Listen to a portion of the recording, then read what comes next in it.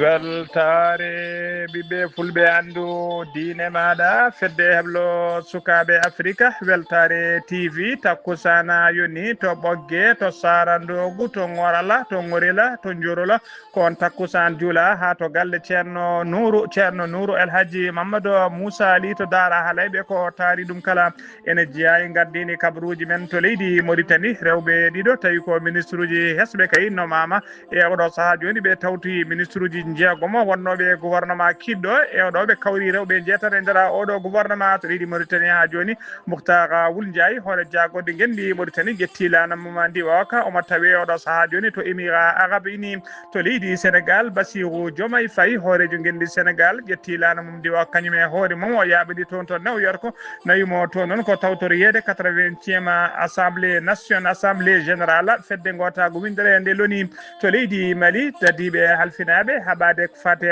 trafic drogue ɓe kolliri tigui wonde ɓe teeɓima drogue kewɗe e podde kewɗe ɗaynoje nder Bamako lamorgo guendiɗi kedde Afrique jabɓoɗen ko mbino musidɗo men Alassane Oumar Modj habruji men joolam jaɓiri ma jaaha to leydi Israël to leydi Palestine to leydi Syrie to leydi to Pérou to Pakistan to dolaji tedduɗo Amérique to Cuba bisimilla moon e ketki hotodirte joni piren pacciren.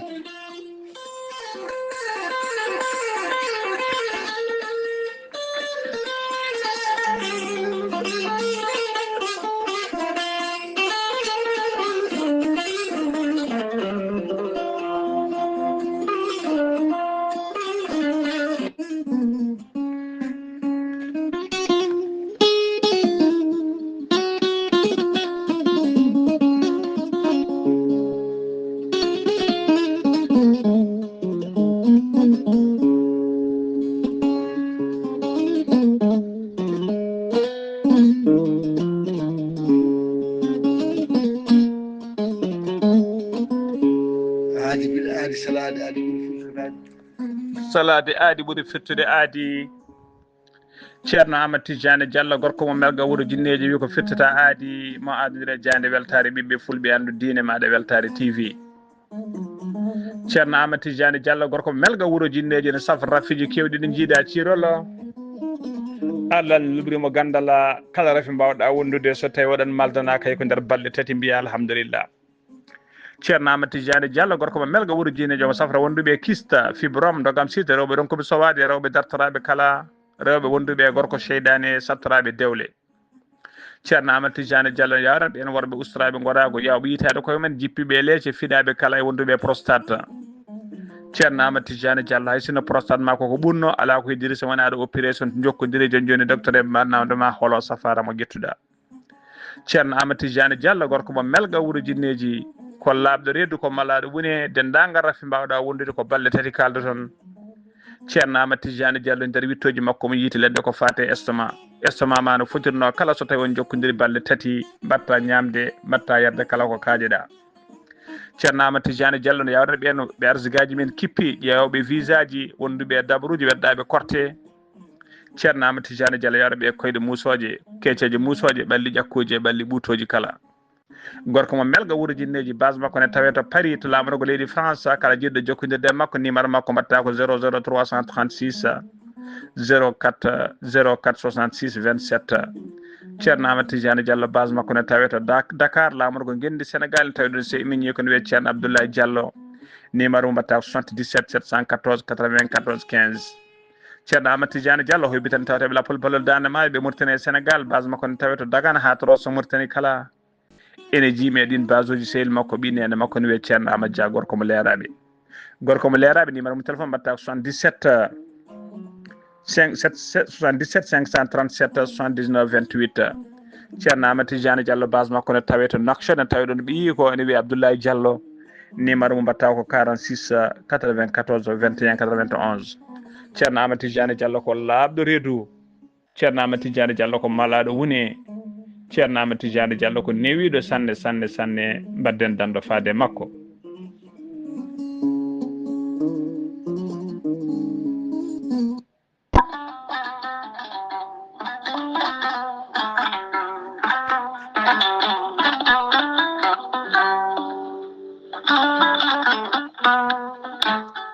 noon jambitowo ɓandu musoru ɓandu jaɗoru ɓandu wuloru koyɗe musoje koppi musoji keceji musoje AVC cardiaque moƴƴiyam dogata e ɗaɗi muɗuma donkuɗo yaade juma e jama e jokkoyde enɗam kala holko jokkodirta koye gorel te heɓe hutortoɓe ɗum jokkodiri e gorel te kolliti oɗo saaha koɓe jambitanno duuɓe kitale kala ɓe mbi'i alhamdulillah gorel te ko kawisaji mawɗi ko haako iwru ko to koridinoro ari ko wallude e safrude ha moni kala yiito hen hoore muɗuma gorel te a ittat ko jamireɗa mbaɗa e ndiyam gulɗam aɗa yara aɗa yiito hen cellal ɓandu maɗa ala effet ala rewam ala haydara ko haako tan wacca ko fewna ha feewi aɗa yara ene lawƴa kala ñabbuji gonnoɗe nder ɓandu maɗa an jiɗɗo jokkodirde e tonggode gorel te walla ni site gorel te jangana hoore maɗa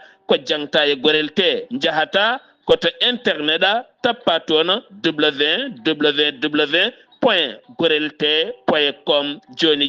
jiya toon ko safrata e ñabbuji cuɗotoɗe ɓalli kala so tawi noon ko tonggode gorel te jiɗɗa hebde gonɗa koye nder leydi Mauritanie jokkodirta koye Adama Niang ɓuuri andirede Boy Nasa on noon mbatta ko 47 85 20 96 walla so tawi koto sehil baabi gonɗa e ko taari ɗum kala jokkodirta koye Elimane Ndiaye 46 57 85 92 so tawi gonɗa koto kay hayɗi e ko taari ɗum kala jokkodirta koye Acca Keɓe 46 46 48 86 walla so tawi koto Nouadhibou gonɗa jokkodirta koye Seyni Niass mbatta ko 46 53 52 43 so tawi gonɗa koto États-Unis de Amérique jokkodirta koye Abou Sow Kawral Fouta Business +1 34 77 01 56 77 so tawi gonɗa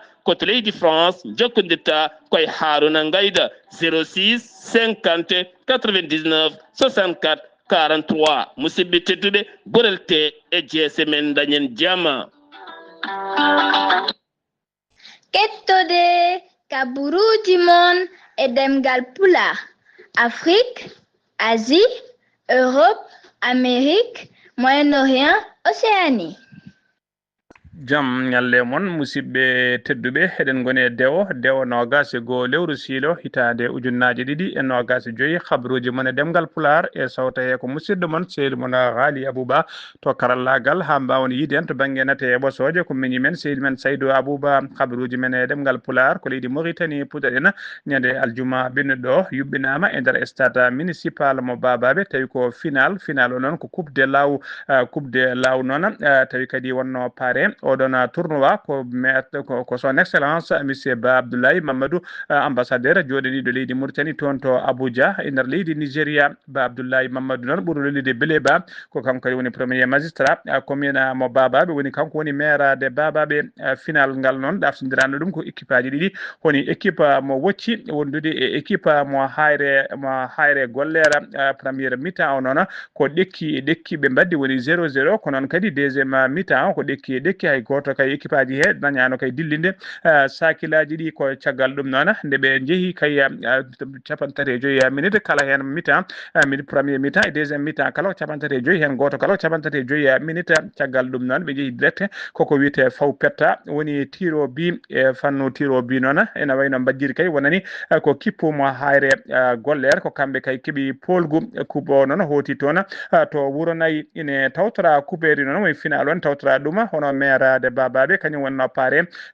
tournoi o Ba Abdoulaye Mamadou wondude hakima Babaɓe e autorité ji administrative et sécuritaire diwan o kono kadi e les élus diwanuji wondude kadi ardiɓe aadaji woni tigui ardiɓe guure e diwanuji ɗi kala e diwan law kala mbawi tawtorede ngel ɗon kawguel natgol stade o noon foof kay e wonde kay biyeji haɗani kay stade o heewi ha widda ka yimɓe hayso ñorgo weddama e leydi yeddanta leydi Allah kewala yimɓe tawi kadi ko arɓe tawtorede guel ɗon kawguela match o noon fuɗɗima e dow jaam kadi gasi e dow jaam waɗani kareli waɗani fitinaji waɗani haydara tawi kadi ɗum gasi koye dow jaam ha joni ko toon to babaɓe keddoɗen caggal match final tawi ko coupe law aleta hande o kadi ko meeting molanteɗo Allah ɗamini yubbinede toon to babaɓe e gardugo maire commune o hono khalifa général des maires de Mauritanie o woni Ba Abdoulaye Mamadou ɓurɗo lollude Blé Ba kanko kadi woni ambassadeur joɗaniɗo leydi Mauritanie toon to Abuja lamorgo leydi Nigéria tawte nden tawtorama ɗeɗo balle kala noon mo tawe e nder commune makko mo babaɓe o yettima e nder yoga e guure kay tawteɗe e nder commune ɓe jubbini toon kadi ñalli laabal ko woni pitte foof noon koye jabbade oɗon meeting oɗo meeting noon ɗaminiɗo wadde kay alada hande o walla gonɗo e wadde oɗo saaha mo kalten saabu kikide hande o ɓe ɗamini wadde kay oɗon meeting on meeting noon en ɗamina tan ma won 3XL woni ko wiyete méga meeting woni tigui meeting molanteɗo Allah babaɓe noon tawi woni capital law nana kay oɗo saaha joni udditi dami mum ha yaaji kay e banggueji nayyi ɗi kala jaɓɓade hoɓɓe ummotoɓe e nder falde law kala ko meeting o noon ko adi meeting o noon caravane de santé yuɓɓinanoma toon tawi kadi ɓe mbawi yuɓɓinoɓe caravane de santé mbawi yettade toon fodde nder nogas jeegom localité wuuro ɗum noon ko ñande 16 ñande 17 lewru août maynudu ɓe dokkiri toon noon kene wona ujunere fabion tawi ko fabion ngaji mbaɗaɗi produit woni ko wiyete moustiquaire imprégné ɗina moustiquaire uji noon herori ɗumen ko ɓen rewɓe tawi ko rewɓe horiɓe woni ko wiyete rewɓe sowiɓe walla rewɓe muyninoɓe wondude e nayeɓe ko ɓen dokkano ɗiɗon moustiquaire woni fabion ngaji caggal ɗum kadi ɓe mbawino feccide toon ko fate matériel walla mbiyen équipement sportif fade dendagal association ngaji tawi ko association ngaji sportive tawatede e nder ɗeɗon guure kala tournoi o noon coupe de maire o yuɓɓinde tigui ko ñalawma janggo o woni yedeno gasi ɗiɗi lewru septembre ko ñalawma janggo o kikiɗe janggo fettata coupe tawi ko coupe de maire ɗum noon kadi tawi ko yesso maire o hono Ba Abdoulaye Mamadou ɓurɗo lellude Blé Ba ɗum ko kikiɗe janggo o caggal kay ɓiɗen ko ñalawma goto caggal meeting o ko hande ñalawma janggo o woni no gasi ɗiɗi ko ñande hen tigui yuɓɓinte ndiɗon kuɓeri tawi kadi ko coupe de maire oɗo saaha mo kalten noon babaɓe ne wi dak yimɓe umriɓe nder jokri nayyi law kala e oɗo saaha kadi nder galle maire o hono galle Ba Abdoulaye Mamadou ko incu e diram sosam ko ɗum tigui woni ko tawate toon woni kala ene welti ene weyti ha joni habruji men demgal pulara to leydi Mauritanie ha joni keddoɗen eɗen gandi ñande alkamisa ɓennuɗo remanima partiel woni tigui memtugol jagorɗe wayino seeɗa hay sinno kay ko partiel woni ko hen hunde kay woni tigui ko wayla e noon tawi kadi koye gardugol Mouhtara Wula Ndiaye woni tigui hono Mouhtara woni gouvernement e gardugol ardi gouvernement noon ko Mouhtara Wula Ndiaye on remanima noon ko 11 portefeuille ministériel ɗum woni waɗi joofi e nder 11 portefeuille ɗi hen jagorɗe joyo ko hesɓe mbawi nadde jagorɗe joyo yalti hen gotal noon ngal ene wayno waylu tigui ko portefeuille woni tigui ko wayli ko ministère mo wonno fati ministère goɗɗo ɓen 11 noon ɓe remanima ministériel joofiɓe ɓen goni oɗo biteɗo Mohamed Wula Soydada on oɗo saaha joni kañum woni ministre de la justice woni jagorgal kalfinangal ko fate ñawoje biteɗo El Vadila Wula Siddati Wula Ahmed Louli on nenomama ministre des affaires islamiques biteɗo Abdullahi Soulima Cheikh Sidia on nenomama ministre des affaires économiques et du développement biteɗo Godjono Moussa Gendono on nenomama ministre des finances mo leydi Mauritanie biteɗo Mohamed Mahmoud Eli on nenomama ministre kalfinangal ko fate cellal woni ministre de la santé mo leydi Mauritanie hono biteɗo Mariam Mintou Bojjela on nenomama ministre de la fonction publique et du travail hono biteɗo Mouhtara Ahmed Bousseyf on nenomama ministre des infrastructures maritimes et portière biteɗo Sidi Ahmed Wulbou on nenomama ministre de l'agriculture biteɗo Sidi Ahmed Wul Mohamed nomama ministre de l'élevage hono biteɗo Mamadou Mamadou Niang on nenomama ministre du domaine du patrimoine de l'état et des réformes foncières ko gouvernement kiddo jeeno kono kanko oɗo saaha joni ne wayno tan o waylu jagogal to wonno ɗo o wattama e oɗo saaha joni jagogal tawi kadi ko ɓurgal faydinde no fewi woni ko wiyete ministre du domaine du patrimoine d'état et des réformes foncières ko kanko adana halfina ngal ɗon jagorgal e oɗo saaha joni so tawi noon kadi so tawi kay ko non so tawi ko biyeteɗo naha mintu moknasa on ardinama e oɗo saaha joni jeeno koye laamu kingu caggal nde o ittano e on wayno arti oɗo saaha joni e laamu nguɗo kadi o arti hen o waɗama ɗon ministre de l'urbanisme et de l'aménagement du territoire ko ɓeɗo sappo e goho noon woni kay e oɗo saaha joni ɓe nomination kesso joofi ha joni ko on fannu keddoɗen teskama noon kota woni tigui kewgol rewɓe e nder gouvernement o leydi Mauritanie e nder oɗo gouvernement ɗiɗaɓo woni tigui gouvernement de Moukhtar Ould Ndiaye ene wayno kay rewɓe ɗiɗo ɓeydima e rewɓe wonnoɓe e gouvernement ɓe gonno ko jeegomo e oɗo saaha joni ene wayno ɓe gonti rewɓe jeetato ɗiɗo hesɓe noon ɓen nomaɓe kay ñande sappo e jeetati lewru septembre gonɗen ndu ko ɓen goni na ha Mintou Mouknas on ko ancien ministre kanko kadi miɗimo de ministre kadi kanko ardi landa tawi ko landa ɗiɗaɓa to banggue mawnugola e nder leydi Mauritanie tawi ko ɓadde majorité wiyeteka IDP ko kanko ardi kan landa e oɗo saaha joni ene wayno o nomama o naati e gouvernement he ko noon kadi hono Mariame Mintou Bojela on ko ancien comptable to l'ambassade oɗaji tintiri ambassade Mauritanie toon to Washington ko kanko kay oɗo saaha joni woni gardunol makko nadde e gouvernement mo Mauritanie on e nomama e oɗo saaha joni kanko waɗa ministre du travail et de fonction publique Aissata tawi noon ko won jeegomo hiɗɓe ɓe wonnoɓe gouvernement Moukhtar Ould Ndiaye ɓen goni Aissata Ba Yaya on ko ministre conseillère à la présidence de la République wondude e Houda Mintou Baba on ko ministre de l'éducation nationale tataɓo o ko Amala Mintou Mawlouda on ko ministre de l'hydraulique nayaɓo o ko Massouda Mintou Bahama Mohamed Lagdaf on ko ministre de l'environnement wondude e Zeynabou Mintou Ahmed Na on ko ministre des commerce so tawi ko savi jeegomo o ko Savien Mintou Intaha on ko ministre des affaires sociales ko ɓeɗon jeegomo gonno e gouvernement Moukhtar Ould Ndiaye e oɗo saaha joni ɗiɗo hesɓe naati hen ɓe kawri rewɓe jeetato e oɗo saaha joni tawateɓe e nder gouvernement Moukhtar Ould Ndiaye te gouvernement de ha joni ko leydi Mauritanie keddoɗen Biranda Abeydine kadi kañum addi jadala bitengal ira ko sarɗiyanke nder suudu sarɗeji nde leydi Mauritanie ko neɗɗo dawrugol kadi dowlu no fewi e nder leydi he o waɗi haalande makko noon ñande aljuma ɓennuɗo haalande noon ko haalande mawde no fewi saabu o holliri tigui wonde kaya hoorejo leydi ndi Mohamed Cheikh El Ghazouani e gouvernement mum kala oɗo saaha kala koɓe noddata ko fate dialogue woni kaldigal woni dialogue national ngal kaldigal kay o holliri suudi caggal ngal ɗon kaldigal kay ko yidde kay judde miijo ha yidde kay judde nder hen miijo hoorejo leydi ndi gona miijo noon ko ƴamtoyde ko wiyete troisiéme mandat ko miijo holliri gona miijo noon ɓe jiiɗi tigui judde ɗum ha ɓenda ɓe mbawa yaltinde boowal o holliri noon ɗum noon kam latata koye nder leydi he ene latoro noon e condition goto so tawi kay kanko Birane Ould Abeyda so tawi kay o yalti aduna walla o naggama o uddama e nder kaso e yoga hono Birane hewɓe tawateɓe nder leydi he nder yoga e guure e mawɗe tawateɗe nder leydi he kala so tawi kay ɓen mbaraka cokaka enen guuri kay enen goni bowalle poofa kenal lakkitade hay goto yiyata troisiéme mandat Mohamed Cheikh El Ghazouani wona kongu ɗam ko guuri kanko Birane Ould Abeydi ha joni ko leydi Mauritanie keɗonen hendu mawdu no fewi tawi ko yadude e ƴiwonde taskama tigui yillinoma leydi Mauritanie nde ñande wendoga aseta ñande aljuma fa jamma aljuma ha wendoga aseta ɗum noon bonni ko heewi taskama e dow lawol tawi ko route nationale na route de l'espoir tawi kadi ko natirde Nouakchott taskama potoji kewɗi mbawi tigui ɗi hen tolima ɗi hen kadi ɗofima derguitima e leydi noon taskama kadi e nder Nouakchott lamɗo ko gendi Mauritanie musée tawi ko musée kay to moftete ko fate defte ko fate haalate kadi ko fate gurdam neraɗo men sallllahu alayhi wa sallam woni musée du prophète la vie du prophète Mohammed PS sali sur lui on musée kadi taskama doom makko ne wayno derguitima e leydi ɗum yani heeli kono noon ɓe teskama halfinaɓe ɗum ɓe teskima tigui wonde kay nder makko guila e defte ɗe hay systéme informatique o haydara hen ala ko hendudu walla ko toɓoji ɗi bonni toon to Nouadhibou en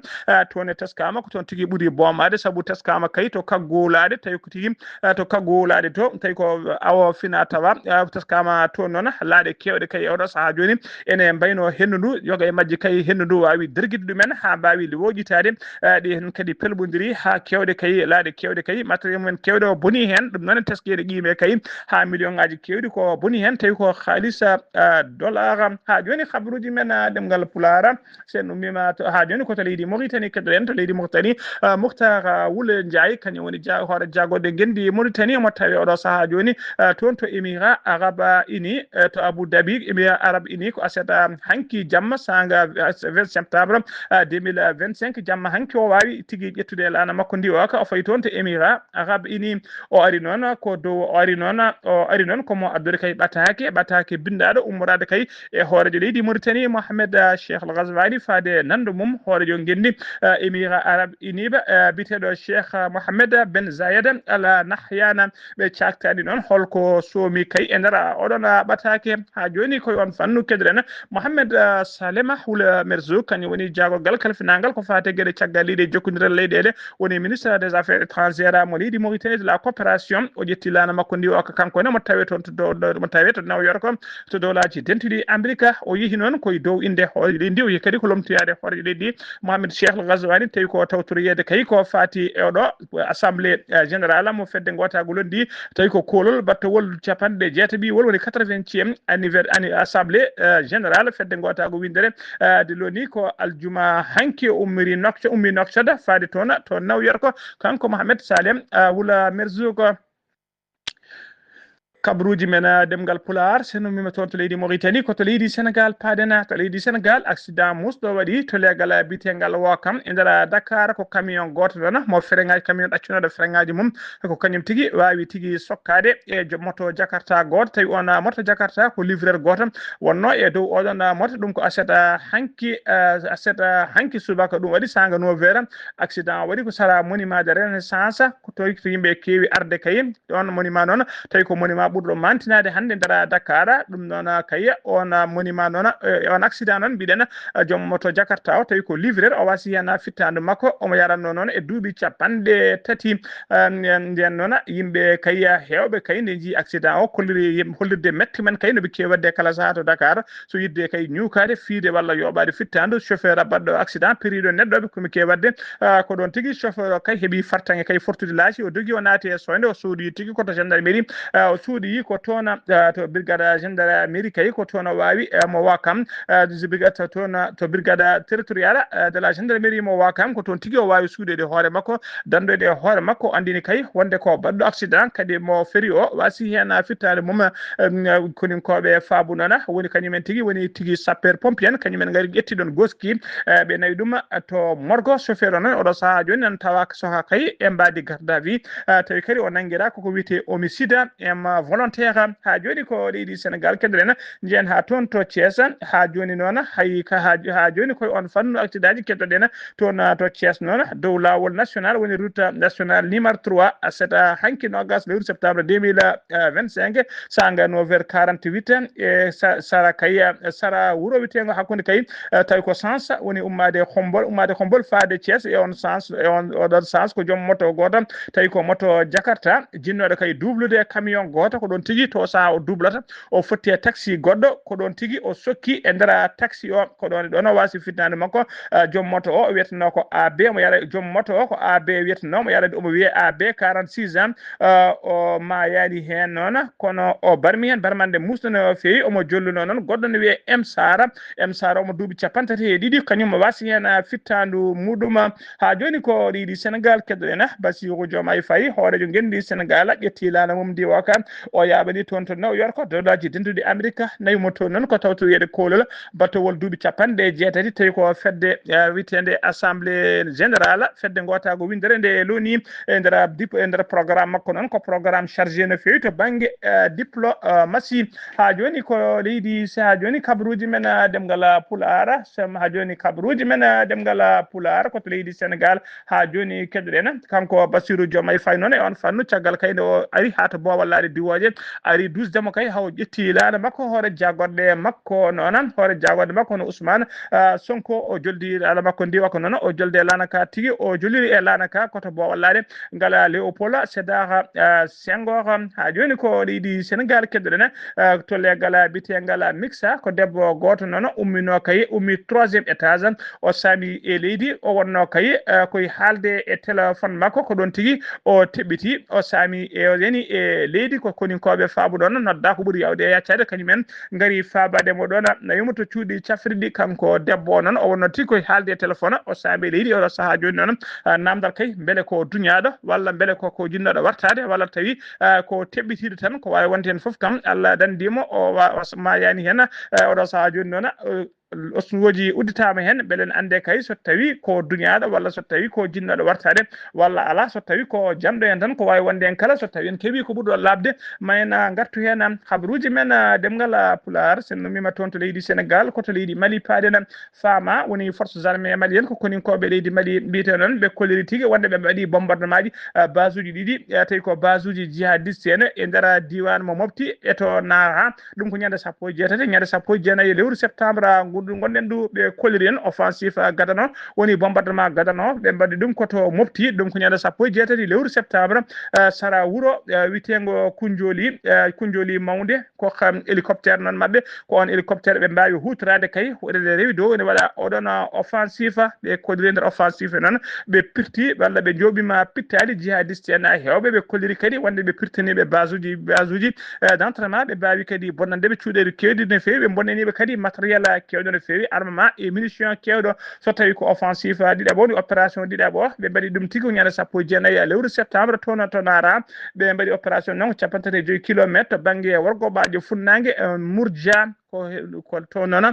ko laaɗe diwoje ɓe mbaɗiri opération wondude tigui e koninkoɓe leydi woni terrestre ɓen mbaddi opération ɓe kolliri nder opération ɓe mbawi tigui warde seɓɓitiɓe hewɓe no fewi ɓe mbawi kadi duppanɗeɓe base uji mabɓe ɓe bonnaniɓe kadi matériel kewɗo guila e armement ha e matériel logistique kala ɓe jiiti toon kadi atelier tawi on atelier ɓe pewnata hen ko bomboje artisanal ɓe mbawi kadi firtude oɗon atelier ha joni ko leydi Mali kedoɗen ndungu siltani wadde toɓoji gasani e nder leydi Mali toɓoji so gasani noon yoolari kayde tijja e kala saaha e nder leydi Mali laamu ngu noon nana dari dole mum ponno nana dari lankay no dole mum ponno kay haɓade ko fati kay fabade e haɓade yoolaru e nder leydi he yimɓe hewɓe noon ɓe kolliri tigui e nder laamu ngu noon nana dari dole mum lankay haɓade kala ko fati e yoolaru e kala kay ɓe kolliri kadi wonde kay eɓene dari famminde yimɓe wadde ko wiyete sensibilisation kala e guinde yimɓe e yoga e nokkuji tawa kadi ko nokkuji ɗaminaɗi kay so tawi toɓoji ɗi gaari walla so tawi ilemeji ɗen gaari ene wawi tigui teskade ene wawi teskede toon yoolaru nokkuji kewɗi noon météo holliri ene tijja kay toɓoji kewɗi ndiyam no fewi ko wayno Ségour ko wayno kay to Koutiala ko wayno Koulikoro ko wayno Mopti Bandiagara Douentza Tombouctou ha to Bamako kala toɓoji kewɗi ndiyam ene teska ene tijja toon maaji ɗe kadi maaji ɗe ko wayno fleuve Sénégal ko wayno fleuve Niger e ko wayno fleuve biteɗo fleuve Bani kala ɗeɗo maaje kala nana jokki ƴerde e oɗo saaha joni joga kulhuli kay mayoɗaɗe waɗe nder leydi he commission noon halfinaɓe ko fati rewidade jayaji baɗi noon yo Allah ru e gueɗe baɗi noon kala ɓe mbaɗi noon kolleri wonde bila mbaɗi bila mabɓe cakkitiɗo ko fati kay tuggu ko ndungu ngu fuɗɗi fade oɗo saaha joni ɓe kolleri e nder bila he noon wonde kay ɓe keeɓi 42 yoolere woni 42 inondation ɓe keeɓi kadi ko wiyete jaam kon ƴiwode jeenayo jamguel ƴiwode laabi jeenayo yani e nder leydi he ɗum saabima noon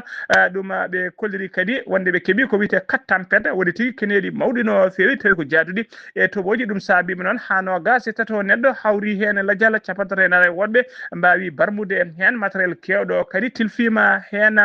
matériel kewɗo kadi matériel kewɗo tilfima hen e nder ɓe kolliri noon ujunere temedde ɗiɗi e nayyi galle ɗum tigui woni ko derguiti e leydi ɗina galleji noon saabima kay ha kene wona ujunnaje ɗiɗi temedde jeegom e nogas go famille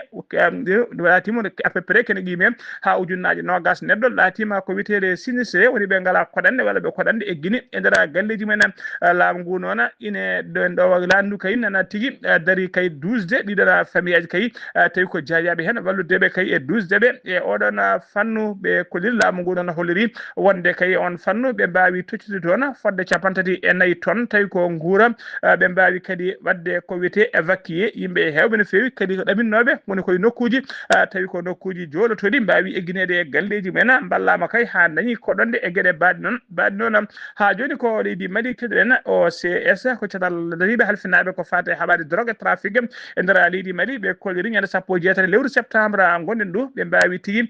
mbawi tigui wadde teɓande mawde no fewi taw ko drop e ndera Bamako e gardugol commissaire Aminata Siaka Kone ɓe mbawi tigui fuyde e nder appartement goto ɓe tawi toon koliji ɗiɗi ene mbi daka ndena podɗe ɗaynoy ɗe hinde super tramodola ɓe nangui hen kadi sagata gorko goto e oɗo saaha joni enquête nana jokki e makko ha joni habruji men ɗemgal Pulaar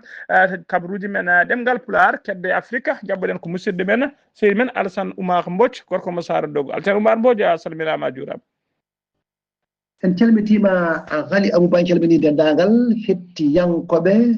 Ayawo TV habruji men ɓuuri tewdude e dongal Afrique ñalawma hande o puɗɗoɗen ko leydi Conakry toon dey ene wayno ñalawma hande o alatare nogase go lewru suldu ujunnaje ɗiɗi nogase joyyi wonande kay ñalawma mabɓe kono gaddano ko fate oɗo transition ngam wawde wadde ko référendum e wiide eyi walla ala oɗo tawde ko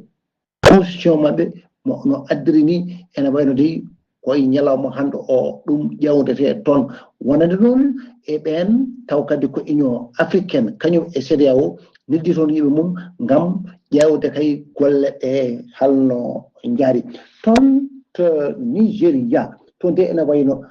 ko état mo mbiyata hono urgence taw ko ittama ñande alarbare 17 lewru siltu ujunnaje ɗiɗi nogase e joyyi sanga minuit e nder état mo mbiyata hono pétrolier nigérian ɗum noon ko river ɗum noon ko ma won lebbi jeegom caggal kay oɗo nomination taw administrateur e ɗum taw ko nomi ɗum ko président Bolo timo ɗum e ɗum taw ko oɗo no galɗo hon toɗɗogol ma waw kay addude deƴƴal tawde koye batte hono politique mabɓe wonande kay état taw ko fédéré to banggue worgo leydi ndi Togo ene wayno de toon ene wayno ko rappeur goto mo gandaɗo toon ene wayno de ko on rappeur o to militant mo AM ro ɗum kadi wawi kadi kono jaggede kadi e ɗum noon ko aljumare 10 lewru sulɗo ujunnaje ɗiɗi nogase e joyyi to ɗum o waɗa taw ko kadi ko placé garde à vue e ɗum noon ko caggal kay ɗum noon e ñalawma o ɗum noon ɗum wonde kadi hayso tawi noon o woppirama o watte contrôle taw ko judiciaire ɗum noon taw kadi ko enen gandi taw ko mayɗe lewru taw ko mai ɓe nundu ene wayno kanko de wawi kadi kono jagge toon e kala saaha noon enen mbawi wiide wonde amo heewi jaggade toon ha addi noon ɗum noon ko wonande kadi e ɓen addunoɓe ɗon manifesté ude ɗum ɗon batte oɗon batte wonande yimɓe jeeɗiɗo mbawi kono ruttade hen e joomum en ngam kay ɗum noon kadi ndi juɓɓuɗi ko fati kono société wono civil e ko nandi e majjum ɗo ko cadda ene wayno kono oɗo blogueur biyeteɗo Makayla e Ngebla kanko de oɗon taw kadi e wayno oɗo saaha laamu ngu yiiɗi kay ko kadi ko heptude nationalité makko mo jogui o caggal kay nde woni caggal kono leydi kanko noon hoore makko o porti hono plante kono leydi o wi o ɗum fotani wonde alay saago laamu ngu ɗon ngu kesum ngu foti ko ƴewtade eko waɗata ko wona ko wiide wonde kadi ene heɓtata kadi taw kadi ko nationalité makko Ghali Abouba ko ɗum ɗo tonguɗen habaruji men e dongre Afrique e ñalawma hande o taw wonno koye dande musidɗo moon Alassane Oumar Mbodj gorko mo Sara Dogo ngam weltare Ayawo TV. Alassane Oumar Mbodj golle ma jooɗi peewi ko anodi kabruji men e nder dongre Afrique takkusan juulama ha to galle ceerno Amadou Tidiane Alpha Mamadou Siley Ba to Moderne ha to galle makko Sama Sa ko on takkusan juula ha to galle ceerno Abdourahmane Dia PK 8 noctobre ko on takkusan kadi juula ha to galle ceerno Yaya Ba to Richard Toll e ko taari ɗum kala kabruji men jolam jaɓeri koto leydi Palestine puɗoɗen leydi Palestine noon e ɗo sahajude leyɗele kewɗe kay puɗɗima kay jabde godago woni ko wiyete reconnaissance état de Palestine ɗen leyɗe noon woni ko wayno leydi France Royaume-Uni ko wayno leydi Canada leydi Australie leydi Belgique leydi Luxembourg leydi Portugal e goɗɗe ɗeɗo leyɗele kala oɗo saaha joni jaaɓi tigui wonde état Palestine gonɗini état Palestine no woodi ne ɗamina kadi leyɗele goɗɗe kewɗe ma mbaɗ reconnaissance wonde kay ma keptina godago leydi Palestine e oɗo saaha joni fodde 150 leydi kam ko fuɗɗi jabde godago état de Palestine hewɓe kadi ne ɗamina tigui ma gabbo e ngoɗon miijo koto leydi Pakistan paadena police mo Pakistan ɓe kolli tigui wonde ɓe jiiti goskiji rewɓe tato waraɓe tawi kadi ene mbaɗa ko wiyete mutilation woni tigui yoga e tarde mabɓe ne taaƴa ene bedda ɓe tawa noon koɓe mbiya waɗi ko wiyete mutilé ɓe tawama kadi koɓe berda ko kuure kewɗe tawama e ɓalli mabɓe ɗum noon ko dow lawol andaka noon hol worɓeɓe kadi holkoɓe mbarda enquête udditama hen koto leydi Kiba paadena leydi Kiba noon tawe kay e caɗele mawɗe no fewi guila e coupiraji courant ha ha e ngakkede nguura e nder leydi he ɗum noon ɓe teskima tigi ko ɓe saabima kay kono ɗum ɗo kay ɗum ɗo kay saabino e mars 2024 ha seppoji mawɗi mbaɗino e nder leydi he ha hulɓe hollirde kay ɗi caɗele mumen e kaɗo gonka oɗo saaha kala noon kala ñalawma kay ɓe kolliri ko famdi kala fodde 13 waktu e kala ñalawma e waɗe ko wiyete délestage woni coupuraji courant ha tengti noon e lewru août maynuɗo ɗum ha tengti e lewru août maynuɗo ndu ɓe kolliri tigui e nder ɗiɗo duuɓi tati kadi cakkitiɗi leydi Cuba heeɓi ko wiyete panuji 6 tawi ko panne général dendagal leydi ndi kala naata e niɓɓere caggal koye panne général woni tigui coupe systéme informatique électrique mabɓe paana ha saabo leydi ndi kala naata e niɓɓere ɗum noon waɗi laabi 6 e nder duuɓi tati ɗum noon ne holira wonde ko caɗele mawɗe no feewi koto leydi Israël paaɗena armée leydi Israël holliri tigui wonde ɓe holli tigui wonde obiji ɗiɗi aynama e nder leydi mabɓe toon to Israël ɗin obiji noon ɗe ɓeddora ko tigui ko à partir de Gaza to banggue rewo banggue Gaza ko toon tigui obiji ɗi ummori ɓe kolliri hen obi goto kay systéme anti défense mabɓe wawi heɓɓade ɗum guila dow wawi bonnude hadde hay on obi yettade to fanoto obi ɗiɗaɓo noon yettima nder leydi he kono yani koye nokku to ɓe mbiyata tigui nokku waɗi tigui yani koye nokku to ɓe mbiyata zone dégagé nokku mo hay goto hoɗani ɗum saabi hay goto mayani hen hay goto kadi barmani hen koto dowlaji tendude Amérique paadena etta mo Philippine ene ɗamini tigui walla oɗo saaha joni tawe tigui tampeta mawɗo no fewi moɓe inni tigui typhon ragaza ɓe puɗɗima kay e guinde e yogga e yimɓe to banggue rewo leydi ndi noon to yogga yimɓe kay puɗɗima waɗede évacué woni egguinede e konande men nawede nokkuji kay tawi ko nokkuji ɓurɗe sirde ene huula noon ene huula toon kay yo leyru eko fiyete kadi glissement de terrain woni tigui leydi mabbude ɗum noon glissement de terrain typhon o noon ene tijja toon ko sanga 11h hande tawi ko waktu heure local woni waktu kamɓe toon to Philippine e ngan sanga hawrata ko 3h facture teyi taw ko 3h du matin hendu ndu noon ene doga kay 160 kilométre kala waktu tawi kadi wonde rafluji noon ɗi rafluji noon ene jaaha ha 160 kilométre kala hen waktu teskam toon e oɗo saaha joni koto leydi Pérou paɗen aseta hanki o garmi gara musɗo waɗi toon to Pérou hakkude kay policier ji eɓe wannoɓe seppo e moɓodiral mumen saaha caggal kay nde fodde temedde joyo neɗɗo tawi ko sagataɓe jeeyaɓe kay juuyi fedde tawi ko wiye fedde wiyetede génération Z kañumen mbaɗno moɓodiral mumen toon to Lima lamorgo gendindi ko ɗum saabi noon caggal ɗum wonti garmi gara hakkude mabɓe e policier ji ɓe ɓeddidire kaaƴe policier ji aynoɓe lacrymogène ɗum ko ñalawma hanki o ha joni habaruji men demgal Pulaar koto leydi Syrie paɗen to rewo leydi Syrie armée leydi ndi waɗi toon bombardement muɗum aseta hanki nogas lewru septembre ɓe toɓɓuno noon ko ɓeɗo witeɓe FDS woni force démocratique en syrien tawateɓe toon e nder bombardement he noon yimɓe jeeɗiɗo mbasi hen pittali mumen hen joyo ko rewɓe ɗiɗo heddiɓe ko sukaɓe woni kurkaji tokosi to wuuro ɗum ne waɗi koto wuuro witego tima noon tawe sara to wiyete Deir Hafter e nder province mo Alep koto dowlaji dendude Amérique duttoɗen galle lamorgo woni maison blanche ɓe kolliri tigui wonde fereji tawi ko fereji visa wonande kay teskama fereji visa kay taw ko nadde dowlaji dendude Amérique wonande kay ɗina hesɓe en hesɓe yiɓe dade dowlaji dendude Amérique fereji visa o noon ko 1005 fereji visa o noon ɓe kolliri e oɗo saaha joni ɓeydima no fewi ɗum noon tawi kadi ɗina fe ko $100 kay wonande kala jiɗɗo hebde frais de visa ko ma ɗina temedere ujunere tawi ko kalis dollar américain ɗum noon maison blanche noon holliri ɗum joofi ko ɓen tawi kadi ko ɓen jogui ko visa de travail moɓe inniri H1B ko visa entreprise aji kewi ƴettude ko leydi Russie paɗena yimɓe nayo mbasi pittali men e bombardement drone aji leydi Ukraine mbanno e nder région mo Samara to sud ouest to banggue worgo ɓaƴo hirnangue leydi Russie ne tawe 160 kilométre banggue front woni tigui to guerre o woni to ko ha toon koy fat 160 kilométre to front woni to ko toon tigui drone aji ɗi mbawi arde wadde toon bombardement mbiɗen yimɓe nayo mbasi hen pittari men hono no holliri kay gouverneur diwan o musidɓe tedduɓe gasi ha laaɓi ceer ko ɗum ɗo wonno komin tongan noon habaruji mon e ɗemgal Pulaar e sowto he ko musidɗo moon sehil moon Haali Abouba to karallagal ha mbawon yiide en to banggue nate ɓosoje ko miñi men sehil men Saydou Abouba so tawi ko romiɗo Afrique ko musidɗo men Alassane Oumar Mbodj ketki malaki jaam yo jaam Allah jogomi jogo on